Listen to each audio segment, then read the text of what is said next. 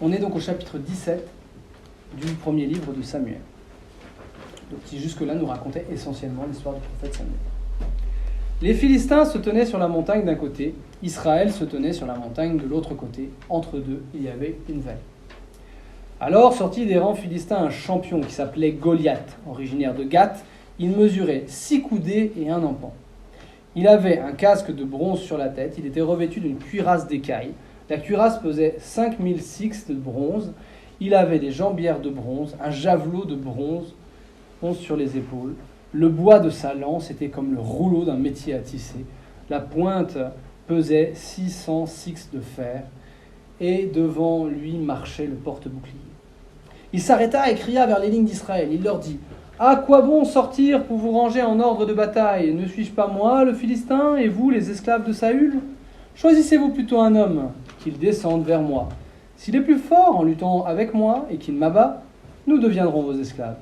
Mais si je suis le plus fort et que je l'abats, vous deviendrez nos esclaves, et vous nous serez asservis. » Le Philistin ajouta : « Moi, aujourd'hui, je lance un défi aux lignes d'Israël. Donnez-moi un homme, et nous lutterons l'un contre l'autre. » Saül et tout le Israël entendirent les paroles du Philistin. Ils en furent consternés, et ils éprouvèrent une grande crainte. Là, il manque la vingtaine de versets, la fameuse, qui est seulement dans la version longue, c'est-à-dire dans la version en hébreu, mais qui manque dans certaines versions. Et qui présente David, envoyé par son père, pour prendre des nouvelles de ses frères, parce que ses 3 frères aînés sont à la guerre auprès de Saül. Et donc David doit quitter ses moutons pour aller porter, je crois, un fromage et un morceau de pain à ses frères qui sont à la bataille et s'enquérir de savoir comment ils vont. David dit à Saül : « Que personne ne perde courage à cause de ce Philistin. Moi, ton serviteur, j'irai me battre avec lui. » Saül répondit à David : « Tu ne peux pas marcher contre ce Philistin pour lutter avec lui, car tu n'es qu'un enfant, et lui c'est un homme de guerre depuis sa jeunesse. » David dit à Saül : « Quand ton serviteur était berger du troupeau de son père, si un lion ou bien un ours venait s'emparer d'une brebis du troupeau, je partais à sa poursuite. Je le frappais et je lui délivrais de sa gueule. S'il m'attaquait, je le saisissais par la crinière et je le frappais à mort. Ton serviteur a frappé à mort et le lion et l'ours. Eh bien, ce Philistin incirconcis sera comme l'un d'eux, puisqu'il a défié les armées du Dieu vivant. » David insista : « Le Seigneur qui m'a délivré des griffes du lion et de l'ours me délivrera des mains de ce Philistin. » Alors Saül lui dit : « Va, et que le Seigneur soit avec toi. » Saül revêtit David de ses propres vêtements. Il lui mit sur la tête un casque de bronze, le revêtu d'une cuirasse.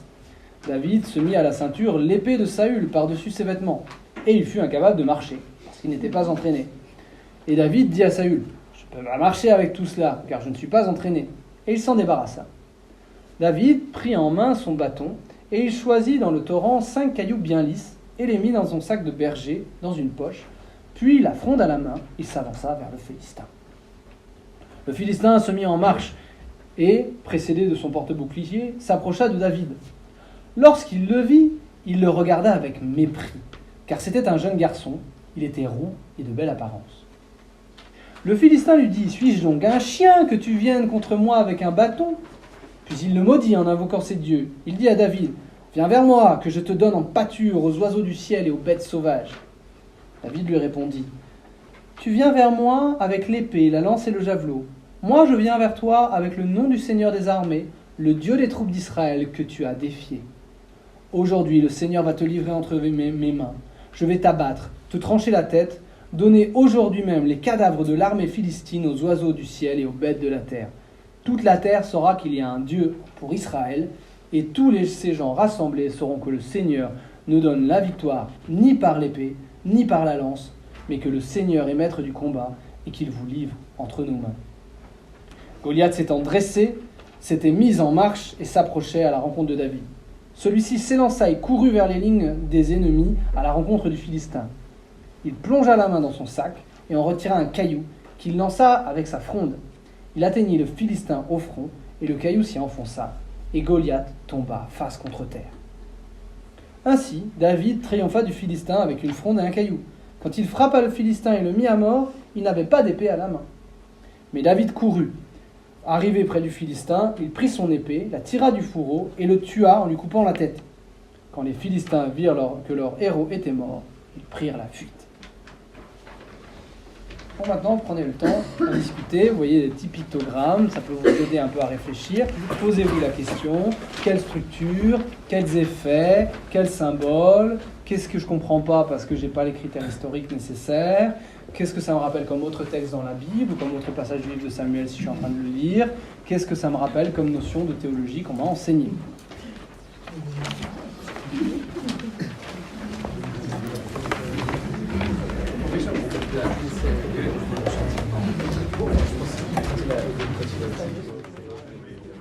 Alors, vous l'avez vu, d'abord, c'est un texte beaucoup plus ample que pour ceux qui étaient là à l'Évangile, que l'Évangile. L'Évangile, en 11 versets, on avait une péricope, c'est-à-dire un passage biblique qu'on pouvait découper tel quel et qui pouvait vivre comme ça, indépendamment du reste. Pour l'Ancien Testament, ça va être une constante, c'est beaucoup plus difficile. Vous pouvez beaucoup plus difficilement isoler une histoire. Souvent, le tissu d'histoire est beaucoup plus continu, et pour arriver du début à la fin d'une histoire que vous pouvez couper en disant « là, j'ai eu une histoire », c'est souvent beaucoup plus long. Donc là, vous voyez, on est quand même à 50 versets quasiment, parce que je vous ai enlevé les 2 premiers pour gagner un peu de place, mais en fait, les 2 premiers vont carrément avec le reste. Donc on est tout un chapitre, et on ne peut quasiment pas couper, et encore, en fait, les conséquences de ce chapitre qui sont expliquées au début du chapitre suivant font vraiment partie de l'histoire. Je l'évoquerai tout à l'heure, mais en fait, vous en avez déjà un peu entendu parler. C'est la jalousie de Saül envers David après cet exploit. Alors, commençons pas par le premier pictogramme, sur lequel je reviendrai en fait quand on arrivera à l'autre bout qu'indique ce pictogramme, mais par le premier pictogramme narratologie. Avec Myriam, avec qui j'ai discuté tout à l'heure, une des premières choses qui est sortie, c'est qu'il y a beaucoup de dialogues. En fait, c'est assez différent de l'image que vous en aviez gardée, sans doute, parce que l'image que vous en aviez, c'était un peu une bande dessinée pour enfants, donc le dialogue réduit au minimum, et c'est surtout des faits. Même si vous aviez en fait lu ce texte, généralement les dialogues, ça imprime moins dans notre imaginaire, tout simplement parce qu'on retient beaucoup mieux les successions d'événements. Et les 2 choses principales qui constituent un récit et qui en font un récit, c'est les dialogues et les descriptions. Ça, généralement, on ne les retient pas. Donc en fait, on ne retient d'un récit que son squelette et très peu sa chair. Sa chair, ça va être les descriptions et les dialogues. Ici, très intéressant, on est presque dans un extrême. On a des longues phases de dialogue où l'action n'avance pas du tout, et on a d'assez longues descriptions où l'action n'avance pas du tout. En fait, si vous réfléchissez à l'action de ces 51 versets, ça se résume en 3 phrases. Un géant sort du camp des Philistins, il demande un combat singulier. David décide d'y aller. On va rajouter le côté où il n'arrive pas à y aller avec la côte de maille de Saül. Il lui envoie une pierre dans la tête et c'est fini. C'est ça l'histoire. Hein. Pourtant, là, c'est 51 versets. Pourquoi ? Parce qu'ils n'en finissent pas de causer. On a l'impression qu'ils ont que ça à faire. Hein. Ils sont en train de se battre, alors il faut parler, etc., se mettre en avant et tout ça. En l'occurrence, le plus impressionnant, hein, c'est le long discours du Philistin.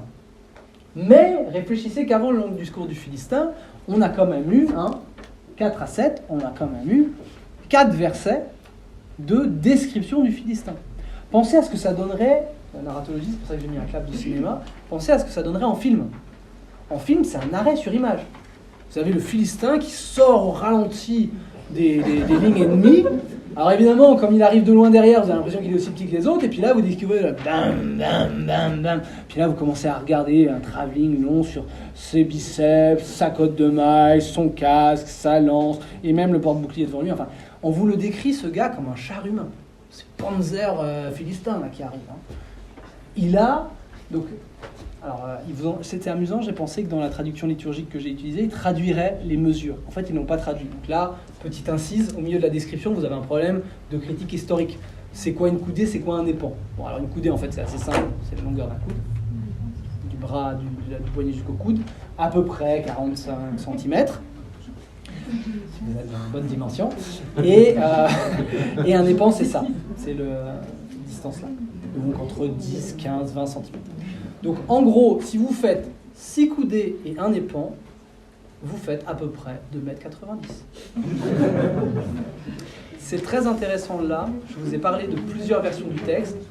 Le texte grec et certains textes hébreux, parmi les plus anciens qu'on a, disent 4 coudées et un épan. 4 coudées et un épan, ça fait 2 mètres. C'est très grand, surtout pour l'époque, mais c'est biologiquement possible. 2,90 m, l'homme le plus grand du monde est arrivé, je vais rechercher sur Wikipédia aujourd'hui, est arrivé à 2,72 m, 62. Donc là, Goliath, ça serait l'homme le plus grand du monde. qu'on nous mesure. Donc vous voyez bien, là, quelqu'un qui compare les différentes versions du texte, il se dit, bon, on comprend beaucoup mieux que pour gonfler le texte, on lui a mis 2 coudées de plus que 2 coudées de moins. C'est pas impossible que le texte dise il était immense, et puis quelqu'un s'est dit non mais là c'est trop grand, on n'a jamais vu quelqu'un comme ça, on lui enlève 2 coudées. Mais a priori, on a plutôt tendance à penser que le texte grec, qui est pourtant qu'une traduction, traduit un hébreu plus ancien, qui était plus réaliste, qui disait 4 coudées à un épan. Bon, là en l'occurrence, c'est donc entre 2 mètres et 2 mètres 90. L'armure, elle fait, je sais plus combien de six de bronze, ça fait en gros 60 kilos. Quand même. Mais ça va vite avec une cotte de maille, donc pourquoi pas. Et la lance, donc c'est, vous voyez, un métier à tisser, donc c'est un gros truc, et donc c'est pas un tronc d'arbre, mais c'est quand même pas mal, la lance. Et la pointe de la lance, à elle seule, pèse 7 kg. Donc c'est quand même impressionnant. Donc pensez à l'effet que ça vous fait, si vous lisez avec les vraies mesures, par exemple, déjà, pensez à l'effet que ça vous fait, cette description.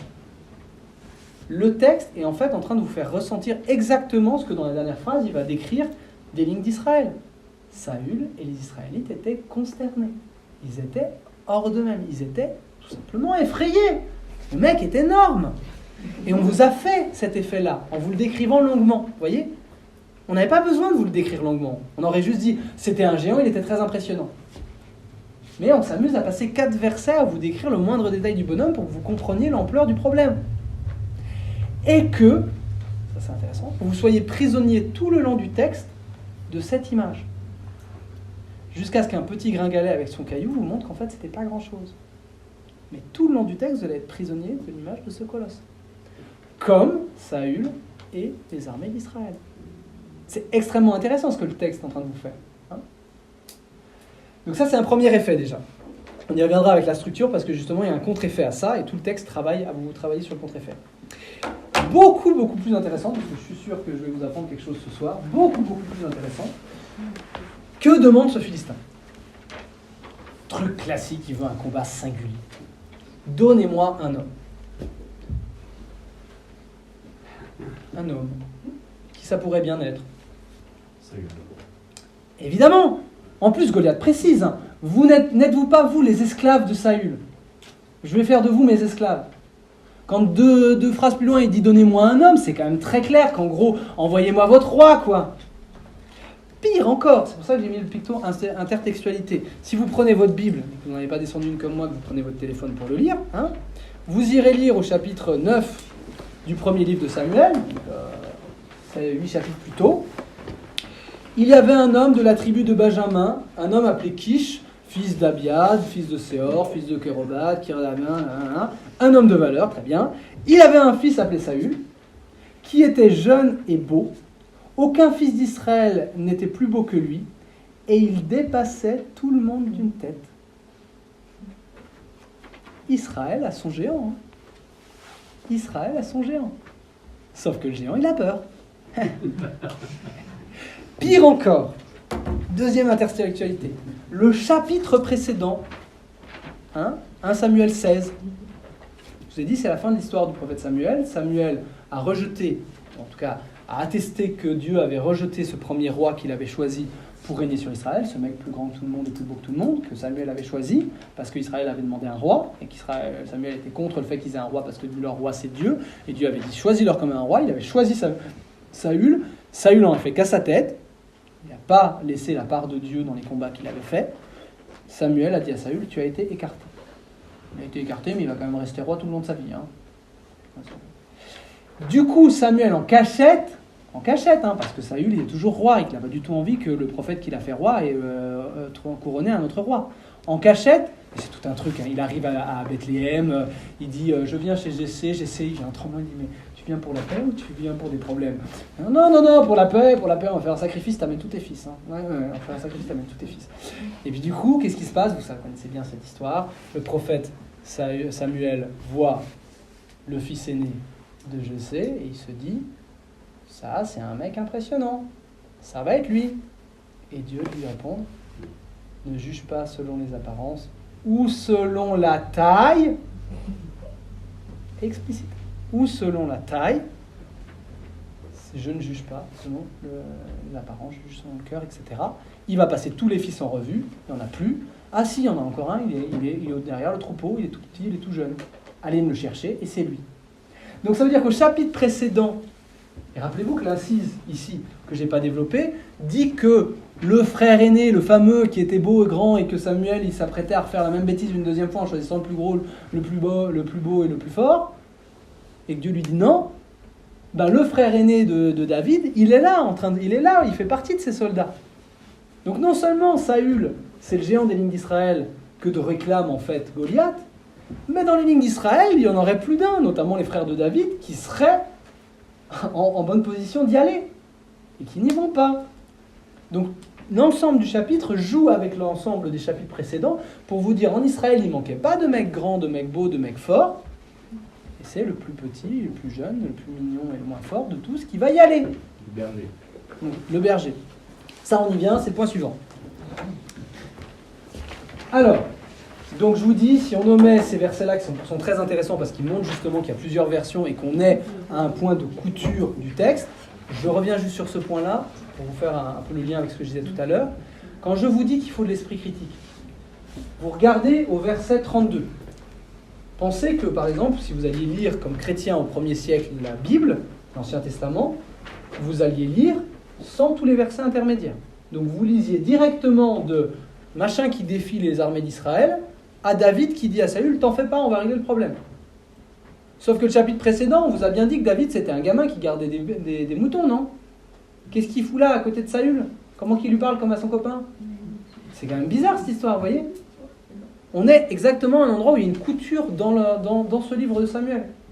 Probablement que celui qui va rédiger, ou ceux qui vont rédiger, ou les générations qui vont rédiger ce texte, ils ont des traditions autour de la figure du prophète Samuel, ils ont des traditions autour de David, et ils en font une histoire lisse. Et il y a évidemment des endroits où ça manque. Parce que toute l'histoire de David, entre le moment où il reçoit l'onction et le moment où il a vaincu Goliath, en fait, on n'en sait pas grand-chose. Vous voyez ? Mais en plus, si on fait un court-circuit, ça marche très bien, puisque l'histoire, justement, vous raconte que David, il était petit. Donc si en plus, il est carrément enfant, ça pose pas de problème. Ça marche assez bien dans le contexte. Sauf que si le gars, il parle d'égal à égal au roi d'Israël, c'est qu'il ne doit pas quand même être un gamin de 12 ans qui vient tout juste de revenir de son troupeau. Probablement qu'il est effectivement un des militaires de Saül. Vous voyez ce que je veux dire? Donc le texte, en cousant comme ça les choses, va amplifier son effet narratif. Donc tout va aller très bien. Donc on va lire ça sans trop se poser de questions. Ah, sauf que quand même, il manque un peu de transition. Donc on va avoir des versets qui vont apparaître ici, qui viennent d'une autre tradition ou pas. En tout cas, on comprend que là, on est exactement à un endroit de couture. Donc vous voyez, quand je vous dis, il y a un peu d'esprit critique en lisant, quand je vous dis l'archéologie est légitime, souvent des archéologues, en fait, ils ont juste été des lecteurs de la Bible avant, comme vous, et ils sont tombés sur ces passages-là en se disant, mais c'est quand même bizarre cette histoire. Donc vous voyez, leurs critiques, leurs réflexions, leurs questions sont légitimes. Maintenant, on ira voir le texte un peu plus on avancera dans le texte, plus on verra que justement le texte ne nous ment pas parce qu'il nous dit exactement ce que finalement l'archéologie nous a dit. Par exemple, que le roi David n'était pas quelqu'un de si impressionnant. Justement, David lui-même va le dire. Bon. Donc du coup, on entre dans quelque chose de plus profond qui n'est pas à lire au premier degré et à démonter au premier degré dès qu'on commence à trouver des incohérences de surface. Alors, on a parlé du berger. Alors c'est vachement intéressant, vous avez vu ce passage sur le berger. D'abord, si vous avez lu le livre de Samuel, chose intéressante, David nous raconte son histoire qui tape des lions et des ours. Ça ne nous a jamais été décrit. C'est lui qui le dit. Bon. Il y avait des ours et des lions là-bas? Ah oui. Ça pose pas de problème. Mais en tout cas, c'est lui qui le dit. Ça ne veut pas dire qu'il ment. Ça veut dire que le texte n'a pas jugé bon de vous le raconter pour lui-même. C'est un détail qui tout d'un coup devient important. On me dira un détail quand même impressionnant, parce que le gamin de 12 ans, de nouveau, avec cette idée que c'est un gamin de 12 ans qui tue un lion à main nue, c'est quand même pas n'importe qui. Hein, bon. En tout cas, que David exagère ou pas, ce qui est très intéressant, c'est le symbolisme que va mettre en mouvement ce qu'il est en train d'affirmer. Suivez-le clairement. Moi, quand un ours vient attaquer mon troupeau, le Seigneur me donne de tuer l'ours. Donc, quand un Philistin attaque les lignes d'Israël, je vais tuer ce Philistin. Le Seigneur va me donner de tuer ce Philistin. David est en train de faire quoi au niveau symbolique? Il est en train de se poser en berger des lignes d'Israël. Il est en train de dire, et pourtant le texte ne le dit pas, mais symboliquement c'est clair, les lignes d'Israël sont un troupeau, Et David se propose d'en être le berger. Après, il y a peut-être des problèmes avec Saül. C'était peut-être dès là que c'était. Hein, parce que le berger d'Israël, c'est peut-être pas censé être Saül quand même dans l'histoire. Vous voyez ce que je veux dire? Symboliquement, c'est déjà là. Symboliquement, en fait, vous sentez déjà dès ce moment-là ce que David est en train de dire est juste énorme. Symboliquement, l'histoire du roi berger qui défend son troupeau contre les forces du mal, enfin, ça doit vous évoquer des trucs. Hein, ça sera repris par tous les prophètes, ça sera repris par Jésus lui-même. Je suis le bon berger. Donc vous voyez, on est dans quelque chose, un pouvoir symbolique extrêmement fort. Pourtant, il a l'air de l'évoquer juste comme ça, et vous vous dites, mais pourquoi il nous raconte des histoires qui tuent des lions? C'est vachement intéressant. J'en arrive donc à mon élément de structure. On vous a longuement décrit Goliath, on est d'accord. Vous avez remarqué que parallèlement à cette description, si on enlève tous les dialogues, il y a une autre longue description. C'est le moment où on revêt David pour essayer d'en faire un panzer israélite. Pour battre le panzer philistin. Sauf que, non, ça marche pas. En plus, c'est drôle, hein, parce que, vous avez vu, symboliquement, Saül lui donne son armure et son épée. Je veux dire, comme démission en forme est signée, on ne fait pas mieux quand même pour un roi. Mais David, d'une certaine manière, déjà symboliquement à cet endroit-là, va dire « Je ne pourrai pas, et je ne serai jamais, un roi comme Saül l'était ». Des choses extrêmement intéressantes qui se jouent là-dedans, symboliquement, juste pour cette histoire d'armure. Saül, avec sa cuirasse et son armure et sa tête de plus que tout le monde, n'a pas pu vaincre ce Philistin, il en était mort de trouille. David ne revêtira pas cette façon d'être un chef. Parce que cette façon d'être un chef est une impasse. Qu'est-ce que c'est d'être un vrai roi d'Israël? Qu'est-ce que c'est d'être un vrai roi d'Israël? C'est toute la question, en fait, derrière ce texte. Hein? Vous avez l'impression que c'est juste un combat singulier, un jeu? Non. La question de fond, c'est qu'est-ce que c'est être un vrai roi d'Israël? Et l'histoire ne s'y trompera pas. Le début du chapitre suivant, tout de suite, 10 versets plus tard, Saül, il prend sa lance, parce que oui, Saül, c'est aussi un mec avec une lance. David sera plutôt un mec avec une épée. Goliath, c'est plutôt un mec avec une lance. Pour une fois, Saül, c'est le Goliath d'Israël. Qu'est-ce qu'il va faire avec sa lance? Il va vouloir planter David sur le mur. Donc celui-là, lui jouer de la musique pour qu'il oublie ses mots de tête. Sympa. Tout de suite. Donc pour dire que le texte ne se trompe pas, on est bien en train de parler de qui est le vrai roi d'Israël et quelle est la bonne manière d'être le roi d'Israël.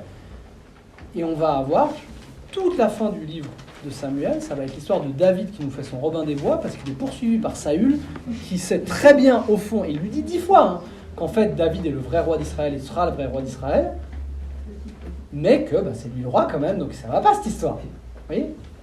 Dans cette ambiguïté dans laquelle se tient Saül, qui est la source de tout le problème. Dès ici, et pour tout le reste du bouquin. À la fin du premier livre de Samuel, Saül il se fait tuer. Comme ça règle le problème. D'ailleurs, c'est intéressant de voir ce que David fait quand Saül se fait tuer, parce que justement, il a refusé par 3 fois de le tuer, et il pleurera son deuil quand il sera tué. Donc vous avez en parallèle le Goliath et le David qui ne veut pas jouer sur ce plan-là. Et il l'avait annoncé. Sur quel plan joue-t-il? Est-ce qu'il a tué le lion et le machin parce qu'il était lui-même un lion ou un ours? Non, parce que le Seigneur l'a délivré de la main du lion. Donc que fait David? Il ira dire face au géant Goliath, c'est pas moi, c'est le Seigneur qui va te vaincre. Et comment il va te vaincre? Eh bien, en prenant un petit berger. Goliath se moque de lui, tout est en place. Le petit berger, c'est méprisable, et Dieu dit, en fait, peut-être que ce qui est méprisable, c'est la vraie force. Peut-être que ma force va se déployer mieux dans quelque chose de méprisable. Ici, c'est un passage de Saint Paul. Le Philistin va s'élancer contre lui, après que David ait à peu près renversé tout ce qu'avait dit le Philistin. Si vous regardez les 2 passages, c'est vraiment une antinomie. Le Philistin avait dit « Donnez-moi un homme », il voit apparaître un homme, il se moque de lui. David se pose comme un vrai homme, qui n'a pas peur de lui, alors tous les autres ont peur. Le Philistin avait dit « Je défie les lignes d'Israël ». David lui répond « Parce que tu as défié les lignes d'Israël, tu as défié le Dieu d'Israël, et le Dieu d'Israël va te vaincre ».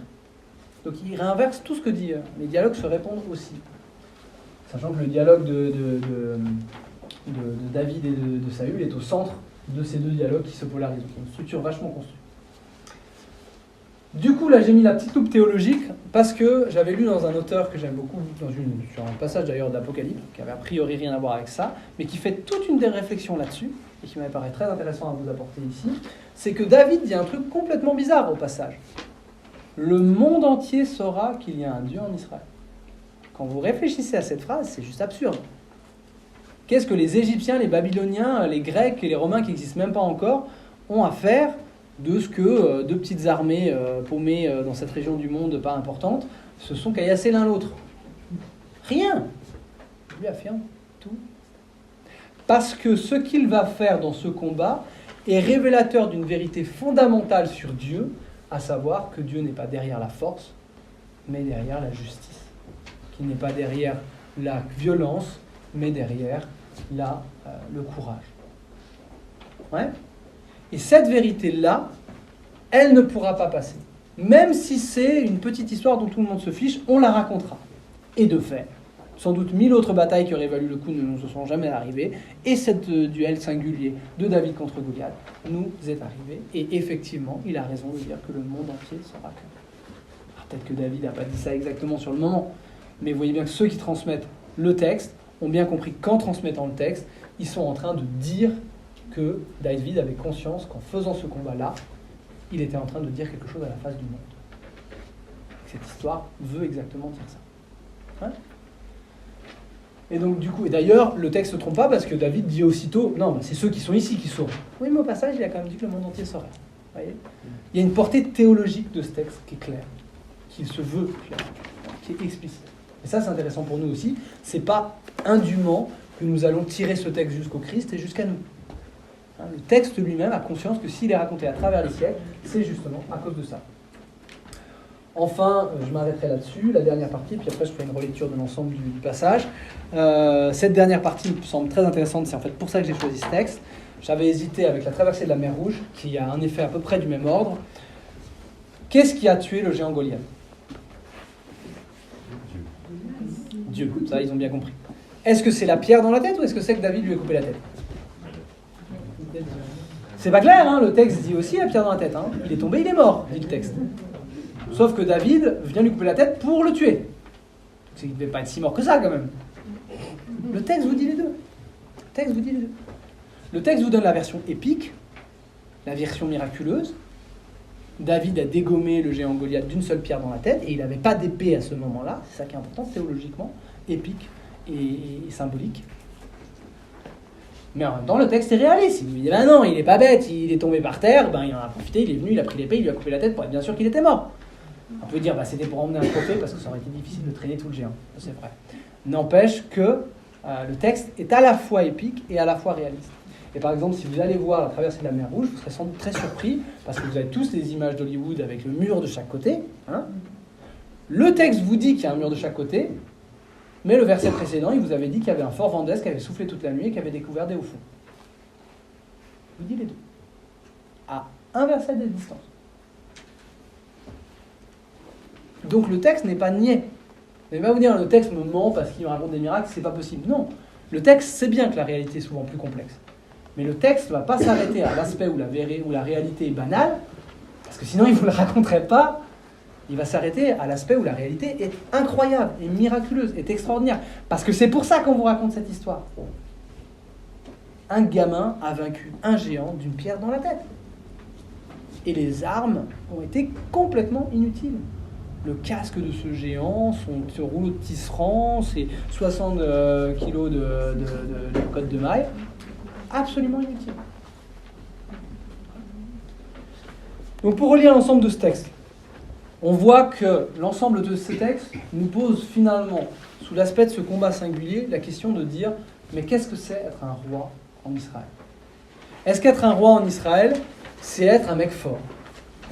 Les Israélites avaient demandé un roi pour ça. Ils étaient venus voir le prophète Samuel en disant « Donne-nous un roi pour qu'il puisse marcher à notre tête. » Il leur a donné Saül, et il suffit qu'il y ait un géant qui sort du camp adverse pour que Saül se dégonfle et qu'il ne marche plus à leur tête. Le prophète Samuel les avait prévenus. Vous voulez un roi, vous serez comme toutes les autres nations. D'ailleurs, c'est ce qu'il avait demandé. On veut un roi pour être comme toutes les autres nations. Ça veut dire que le roi va prendre votre argent, va prendre vos enfants pour en faire des militaires, vos filles pour en faire des servantes, vos champs pour en donner à ses amis, etc. Vous voulez vivre selon le monde. Vous allez vivre selon le monde. Il ne faudra pas venir vous plaindre. Vous savez très bien que ça ne va pas. Moi, je vous proposais d'être un peuple à part. Moi, je vous proposais d'être l'unique peuple au monde qui ne vit pas selon les lois d'ici-bas. L'unique peuple au monde où on n'est pas un peuple parce qu'on a un géant plus fort que le géant d'en face. pour nous constituer comme peuple. Mais où on a le Seigneur de l'univers qui n'accepte pas que vous soyez bafoués par le premier géant venu. Toute la question de ce texte, c'est quelle est la logique de vie avec Dieu que l'on a. David est vainqueur, non pas parce que c'est un petit courageux qui a de la chance, ou parce qu'il avait de beaux yeux, comme dit la version grecque, plutôt qu'un beau visage, non pas parce qu'il était roux. David a gagné parce qu'il a compris ça. Il a compris qu'Israël ne pouvait être Israël qu'à partir du moment où il vivait dans une dépendance radicale à Dieu. Quant à l'autre bout de votre Bible, à la fin de l'évangile de Jean, un certain Ponce Pilate demande à Jésus « Es-tu roi ?» et que celui-ci lui répond « Oui, tu l'as dit, je suis roi, mais je ne suis pas roi selon les modes d'ici-bas. » On est exactement dans le combat de David contre Goliath. Le Christ ne vient pas nous expliquer autre chose que vous ne pouvez pas remporter le prix qui vient de l'autre monde, la joie qui n'en finit pas, l'amour vrai, le bonheur sans fin, avec les logiques d'ici-bas. Il va vous falloir vivre selon d'autres logiques. La dépendance radicale à un Dieu qui vous aime, le saut dans le vide que demande la foi, la folie que paraît l'amour qui se donne jusqu'au bout.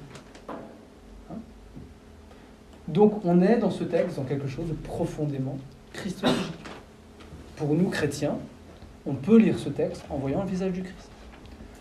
Du coup, vous voyez, vous n'êtes pas du tout en train d'en faire une lecture psychologisante en vous disant « Ah, bah j'aurais dû être comme David, j'aurais dû essayer avec mon lance-pierre d'aller démolir Goliath. » Vous êtes dans quelque chose d'extrêmement plus profond. Vous avez compris que l'enjeu de ce texte, c'était pas d'abord d'être un petit courageux qui est plus tête brûlée que les autres, mais vous avez compris que le but, c'est de vivre avec un Dieu qui vous propose la folie de lui confier votre vie. Vous voyez comment ce texte est quelque chose d'extraordinairement fort quand on le lit vraiment. Quand on va plus loin que simplement l'impression de dire « Mais oui, moi j'ai déjà lu la BD, David contre Goliath, je connais. » Vous voyez comment ce texte vous invite à un voyage. Comment ce texte vous dit « Mais qu'est-ce qui s'est passé après avec Saül ?» En l'occurrence, je vais vous le raconter. Ils sont arrivés, David en portant sa tête de Goliath triomphalement et l'épée à la ceinture. En passage, si vous allez lire le passage, on vous dit qu'il dépose la tête de Goliath à Jérusalem, sauf qu'à l'époque, il n'a pas conquis Jérusalem, donc la chronologie historique, il s'en fiche. Bon, il arrive dans la ville, à l'époque, la capitale de Saül, c'est Hébron, Jérusalem est une ville païenne à l'époque. Il arrive avec la tête de Goliath, les femmes sortent de la ville en tapant du tambourin, et qu'est-ce qu'elles chantent ? Non, Saül a tué 1000, David a tué des milliers. Saül a tué des milliers, David a tué des myriades, quelque chose comme ça. En tout cas, il a droit à 1000 fois plus. Et à partir de ce jour-là, ça va plus aller. Saül va vouloir tuer David. C'est clair. Donc vous voyez comment la suite de l'histoire est contenue dans l'histoire. Il faut aller la lire.